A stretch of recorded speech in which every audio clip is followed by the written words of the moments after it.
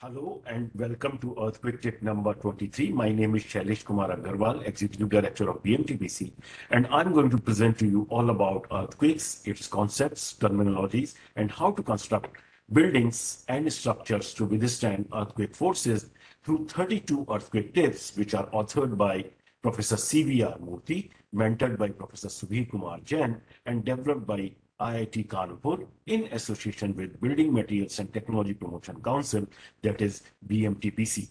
Through these tips, our aim is to spread right technical information in simple to comprehend language to our professionals who are in the field designing and constructing structures, especially our architects and engineers. But before we start, let's make a pledge that any new structure we design or build must be earthquake resistant.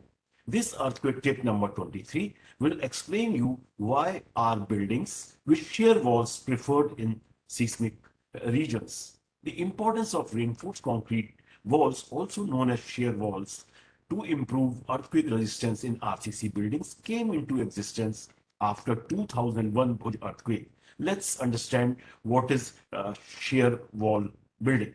Look at this figure. RCC buildings often have vertical plate-like RCC walls called shear walls in addition to slabs, beams, and columns. These walls generally start at the foundation level and are continuous throughout the building height as shown here. The thickness of these walls can be as low as 150 mm or as high as 400 mm in high-rise buildings. See the upper left-hand side of figure 1. The shear walls are usually provided along the length and width of the buildings. Shear walls are like vertically oriented wide beams that carry earthquake loads downwards to the foundation. Why shear walls are advantageous? Let's understand that now. Properly designed and detailed buildings with shear walls have good performance during past earthquakes. The overwhelming success of buildings with shear walls in resisting strong earthquake is summarized by this quote: "We cannot afford to build concrete buildings meant to resist severe earthquakes without shear wall." I unquote. This is the quote given by Mark Fintel, a famous earthquake engineer from USA. Shear walls in high seismic zones requires spatial detailing. However, in the past earthquakes, even buildings with sufficient amount of walls that are not specifically detailed for seismic performance but had enough well-distributed reinforcement were saved from collapse. These shear wall buildings are quite popular choice in many earthquake-prone countries like Chile, New Zealand, USA. Shear walls are easy to construct since reinforcement detailing of these walls is relatively straightforward and therefore easily implemented at site. Further, shear walls are efficient both in terms of construction cost and effectiveness in minimizing earthquake damage in structural and non-structural elements. Now let's understand the architectural aspects of shear walls. Most RCC buildings with shear walls also have RCC columns. These columns primarily carry gravity loads, that is the vertical loads, whereas shear walls provide large strength and stiffness to the building in the direction of their orientation, which in turn significantly reduce lateral sway of buildings and thereby reduces damage to structure and its contents. Shear wall also carry large horizontal forces and therefore the overturning effects on them are also large. Thus, design of foundation of shear wall require special attention. Also, shear wall should be provided along preferably both length and width of the building.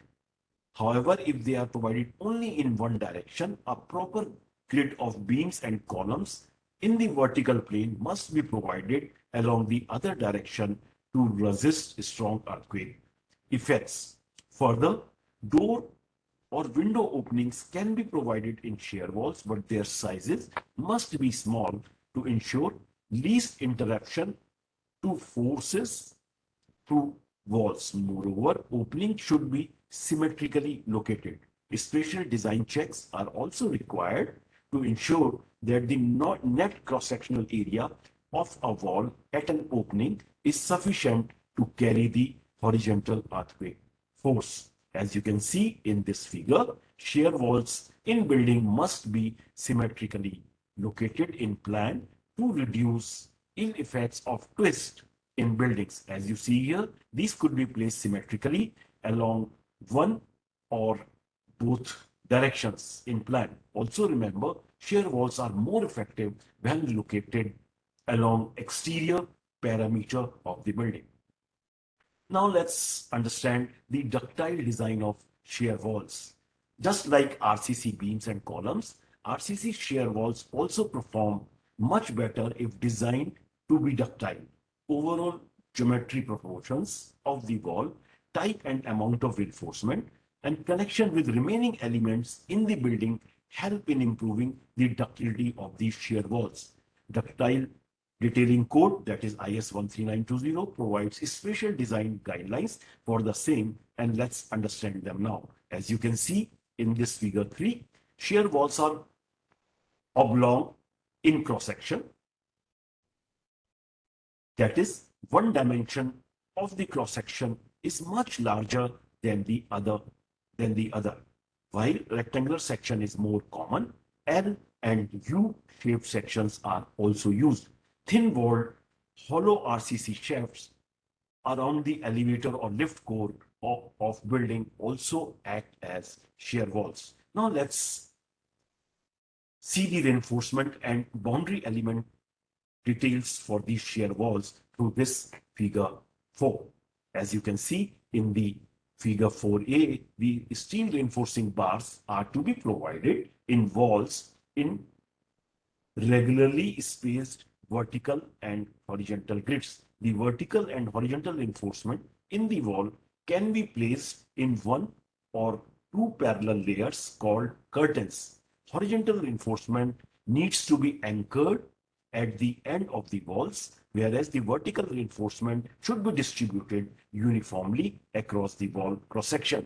The minimum area of reinforcing steel to be provided is 0.25% of cross-sectional area along each of horizontal and vertical directions. Now let's look at this figure 4b to understand the boundary elements. Under the large overturning effects caused by horizontal earthquake forces, edges of shear walls experience high compressive and tensile stresses.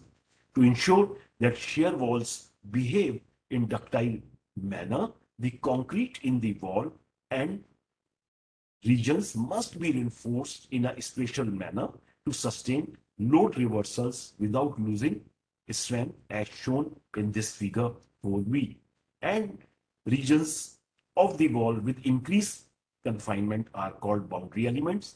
Remember the earlier tip, the spatial confining transverse reinforcement, that is closely spaced lateral ties in the columns of RCC frames. This spatial confining reinforcement in the boundary element is similar to that only. Also shown in figure 4b, sometimes the thickness of shear wall in these boundary elements is also increased. RCC shear walls with boundary elements have substantially high flexure or bending strength or horizontal shear force carrying capacity and are therefore less vulnerable to earthquake damage than walls without boundary elements. This is all about earthquake tip number 23. You can download this tip from www.bmtpc.org. The next earthquake tip, that is earthquake tip number 24, will be on how to reduce earthquake effects on buildings. Thank you.